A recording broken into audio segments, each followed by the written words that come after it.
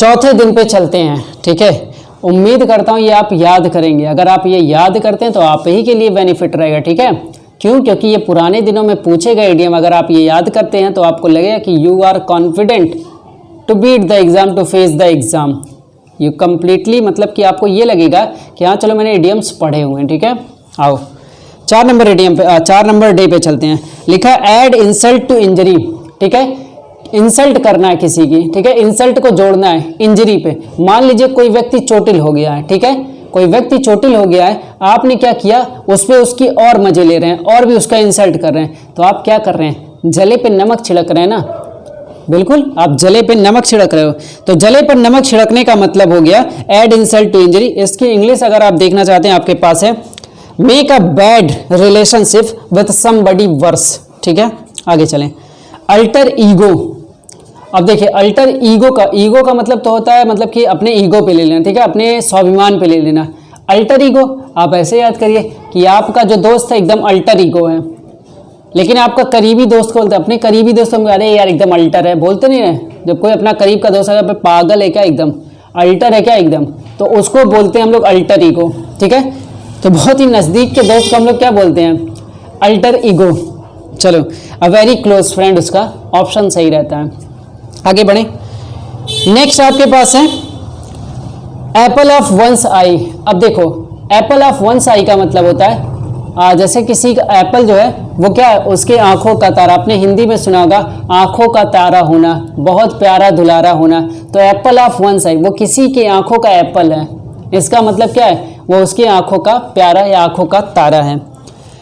तो आप उसको क्या बोलते हैं, बहुत प्यारा होना। उसको आप वेरी लवेबल या वेरी डियरेबल बोलते हैं, ठीक है। दोनों मीनिंग सही है, बहुत प्यारा दुलारा होना। आगे चलें 34 नंबर पे, आर्म टू द टीथ। अब देखिए आर्म का मतलब होता है हथियार। वैसे आर्म का मतलब आप जानते हो कि भुजाएं होती हैं, लेकिन आर्म्ड टू द आइडियम क्या है, आर्म टू द टीथ मतलब कि सारी हथियार, ठीक है। या कह सकते हैं सारी मतलब कि बाजुएं आप कह सकते हैं पूरे एकदम हथियारों से भरे हुए हैं, तीत भी एकदम है, ठीक है। मतलब आप मान लीजिए कोई बंदूक लिया या कोई औजार लिया, कोई बम लिया, कुछ भी लिया, आपने ऐसे अपनी तीत पे लगाया हुआ है, तो क्या होगा, एकदम आप हथियारों से एकदम लेस हैं, ठीक है। आर्म टू द तीत का मतलब होता है हथियारों से लेस, और आर्म का मतलब होता भी है हथियार।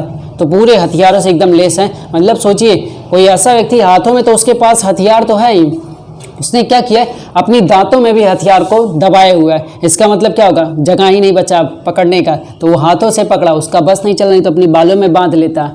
चलो हथियारों से लेस मतलब कि पजेसिंग मैनी वेपन्स, ठीक है। 35 नंबर अराउंड द क्लॉक। अब देखो क्लॉक है, घड़ी है, उसकी चारों तरफ घूम रहे हो, घूम रहे हो, घूम रहे हो, घूम रहे हो। इसका मतलब क्या होगा, आप क्या करेंगे, 0 से लेकर 24 आवर तक आप क्या करेंगे, क्लॉक के इर्द गिर्द चारों तरफ घूमते रहोगे। अराउंड द क्लॉक का मतलब होता है 24 घंटे या पूरे समय, पूरा समय आप, ठीक है।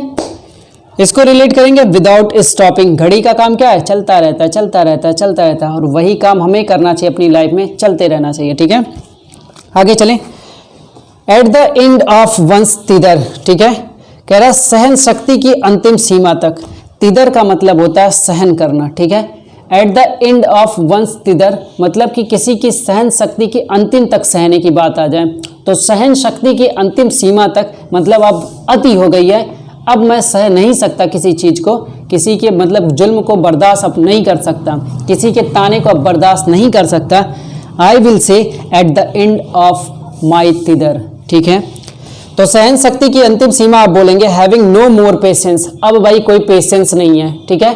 एग्जाम की अति हो गई, अब तो एग्जाम हो जाए, अब मेरे पास कोई पेशेंस नहीं है। मतलब at the end of my tether मतलब कि मेरे मतलब पेशेंस की बांध टूट रहे हैं, ठीक है। चलो आगे। आ स्टैंडिंग जोक।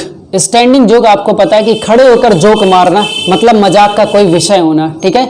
स्टैंडिंग ओवेशन मिल रहा है उस जोक पे, तो क्या करोगे, मजाक या हंसी का विषय हो, ठीक है। Something that is always funny, उसको बोलते हैं स्टैंडिंग जोक, ठीक है। आगे चलो।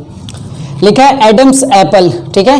एडम्स एप्पल, एडम्स एप्पल का मतलब पूरा कह रहा कि ऐसा एप्पल जो एडम्स के, अब इसको मैं रिलेट नहीं कर पा रहा हूं लेकिन मैं आपको याद करा दे रहा हूं। एडम्स एप्पल का मतलब होता है कंठ, कंठ का मतलब क्या होता है, थ्रॉट, ठीक है।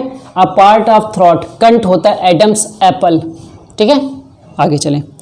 फिर देखिए 39 में कह रहा है a square deal. Square deal का मतलब होता है एकदम फेयर डील, कोई फेयर समझौता, मतलब ईमानदारी भरा बर्ताव या ईमानदारी भरा काम, स्क्वायर डील। ठीक है, स्क्वायर डील याद करिए इसको आप, फेयर एग्रीमेंट।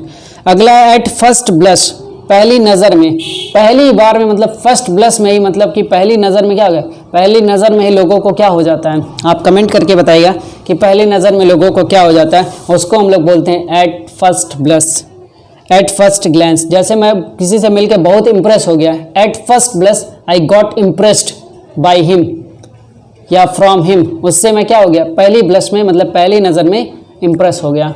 उम्मीद करता हूँ 4 दिन के इडियम को आपने ईजिली देख लिया है।